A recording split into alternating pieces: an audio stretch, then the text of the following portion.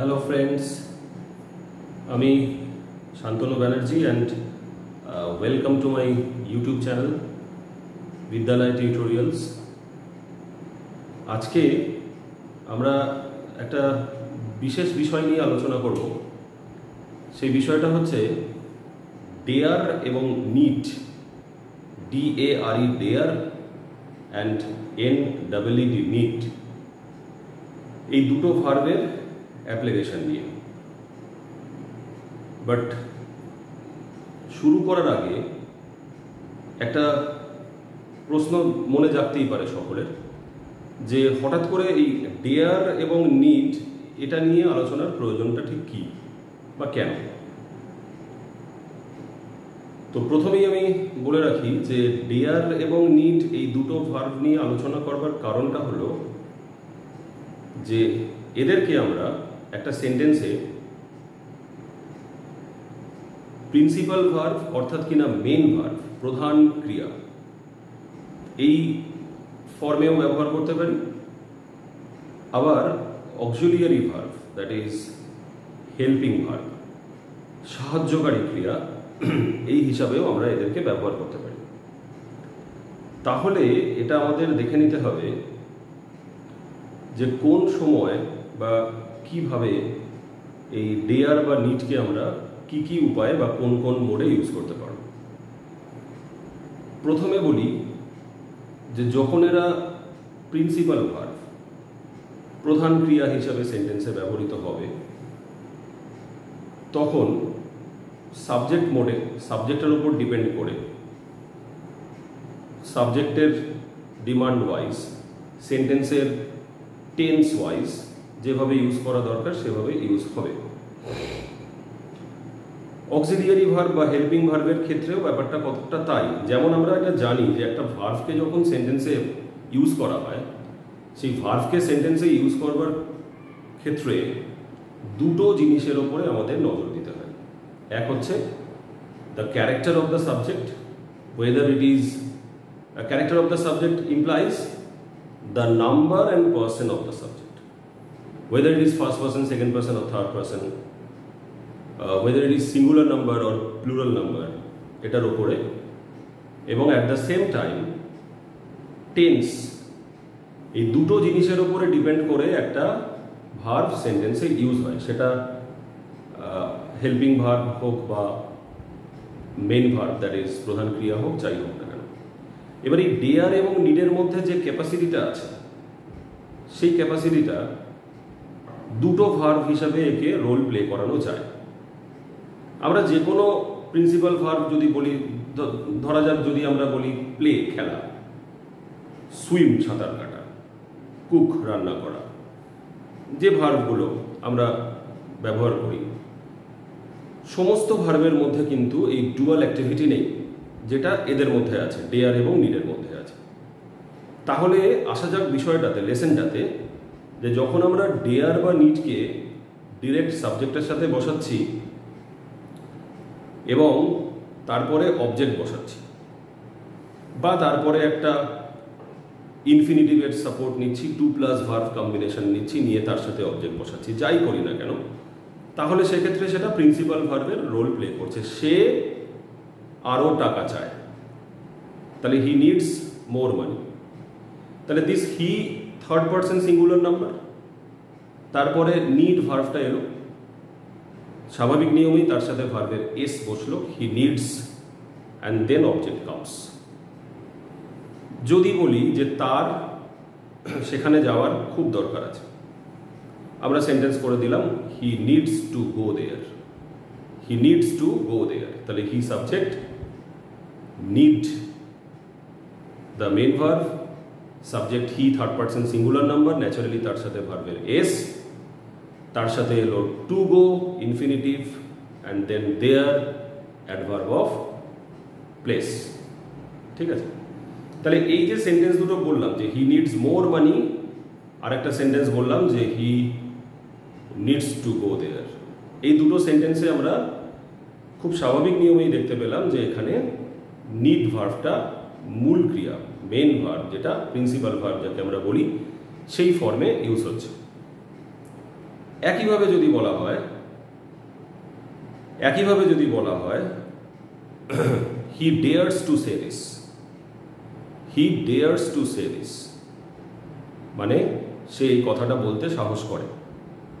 he dares to venture the sea, he dares to venture the rough sea মানে এরকম একটা প্রচণ্ড সমুদ্র, উত্তাল সমুদ্র, যেখানে প্রচণ্ড ঢেউ, সেই ঢেউতে সে যাচ্ছে, venture the rough C.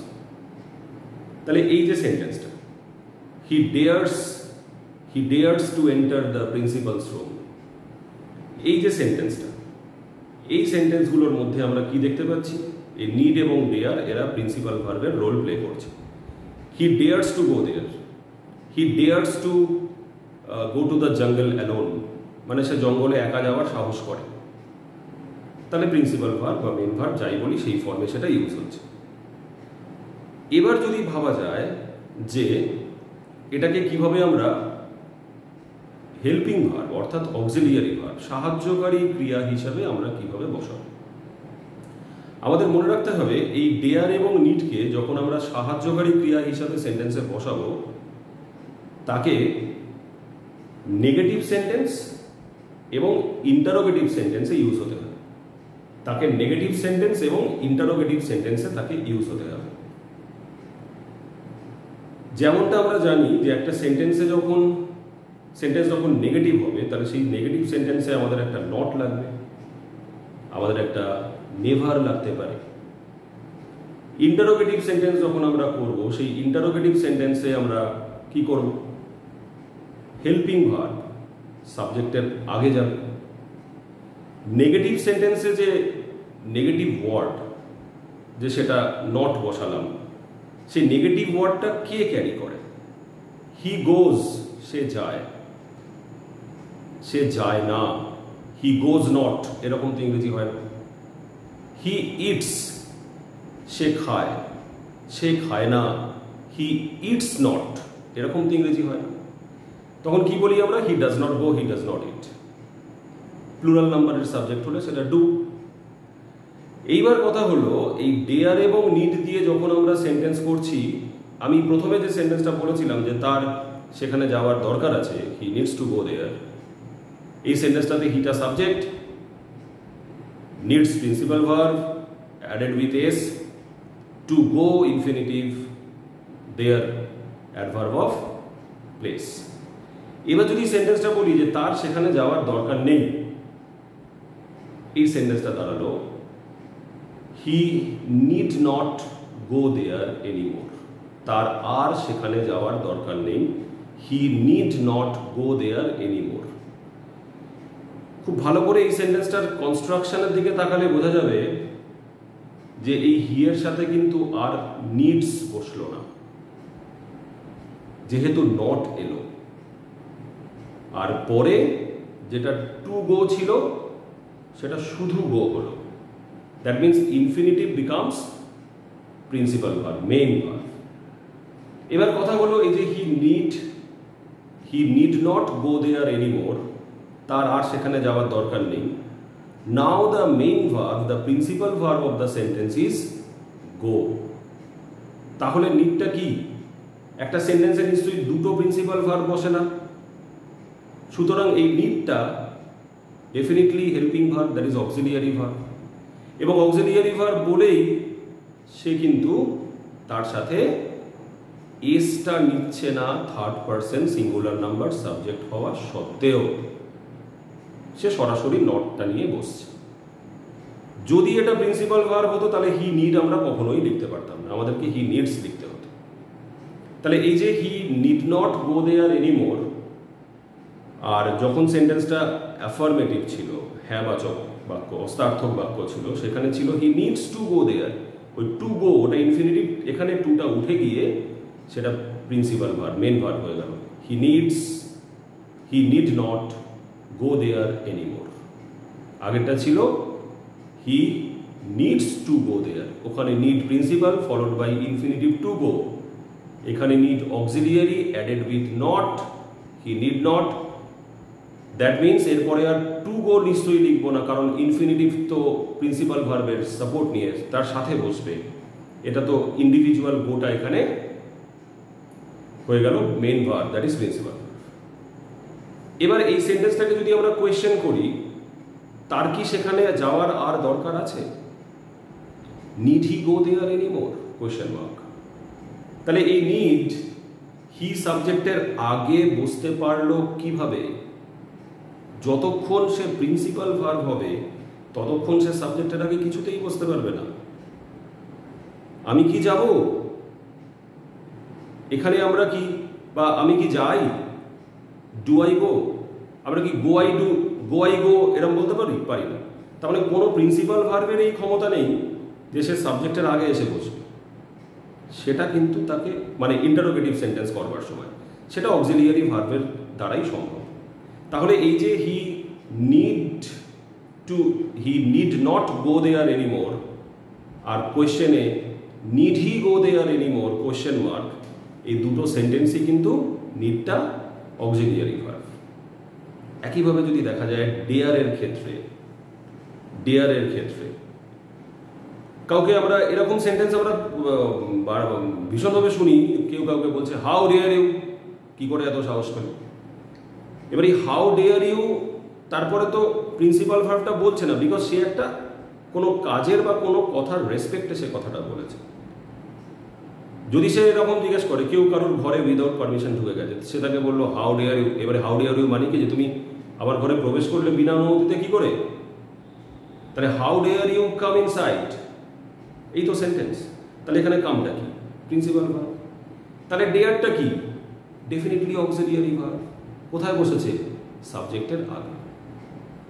He dares to enter the principal's room, সে প্রিন্সিপালের রুমে ঢুকতে সাহস করে। He third person singular number subject, dare principal verb, ভার্বের সাথে এস, ডেয়ার্স।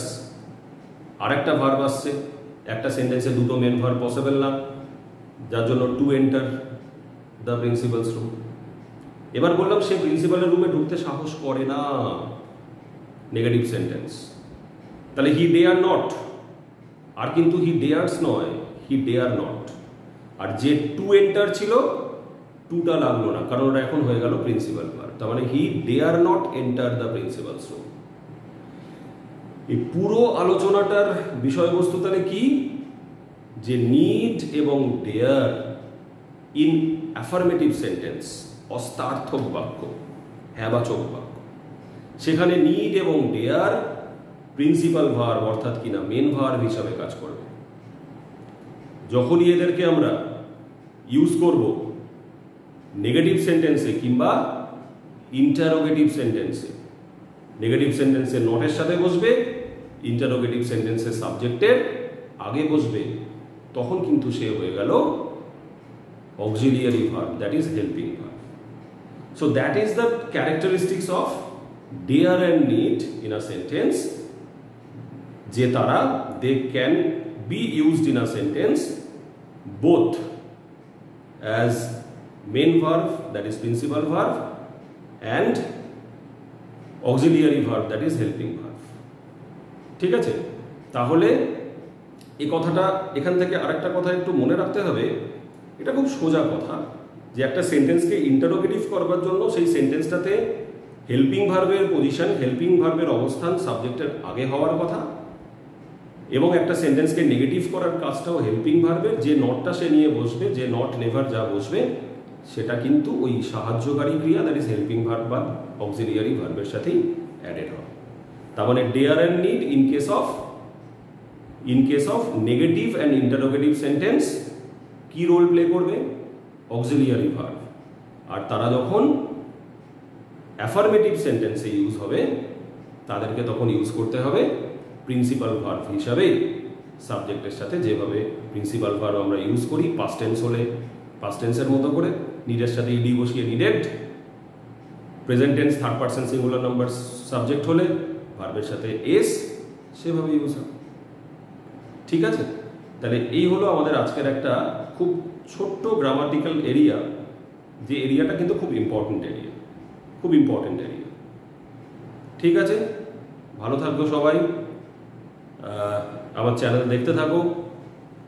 কোনো রিকোয়ারমেন্টস যদি থাকে কারোর, তাহলে সে আমাকে লিখে জানাও যে কোনো পার্টিকুলার গ্রামারের কোনো এরিয়া বা যে কোনো ইংলিশের যে কোনো ডিপার্টমেন্ট তা নিয়ে যদি আলোচনা করার দরকার থাকে, তাহলে আমি আমার এই ছোটো ছোটো সেশনে আমি চেষ্টা করব সেই বিষয়গুলোকে, যে কনফিউশনস বা যা কিছু আছে সেটাকে কাটিয়ে দেওয়ার আমি নিশ্চয়ই চেষ্টা করব। নমস্কার।